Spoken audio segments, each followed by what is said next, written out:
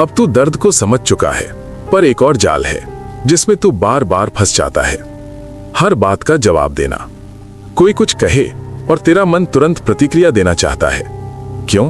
क्योंकि तुझे लगता है अगर तू चुप रहा तो तू कमजोर दिखेगा। पर सुन, चुप रहना कमजोरी नहीं, सबसे ऊंची समझ है।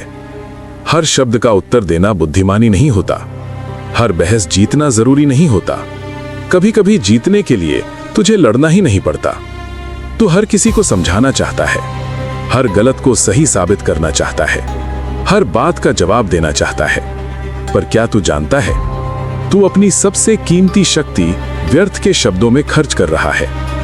पुत्र, जो तुझे समझना चाहता है वो तेरी चुप्पी भी समझ लेगा, और जो नहीं समझना चाहता वो तेरे शब्दों को भी गलत ही समझेगा।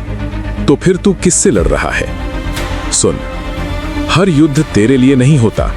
कुछ युद्ध समय के होते हैं, कुछ कर्म के होते हैं, और कुछ ऐसे होते हैं जिन्हें नजरअंदाज करना ही सबसे बड़ी जीत होती है। तू हर आवाज पर प्रतिक्रिया देगा तो तू खुद को खो देगा। पर अगर तू चुनना सीख गया, किसे जवाब देना है और किसे नहीं, तो तू अपने ऊपर नियंत्रण पा लेगा। पुत्र, शेर हर कुत्ते के भौंकने पर नहीं रुकता। वो जानता है उसकी दिशा क्या है, और तू भी वही बन।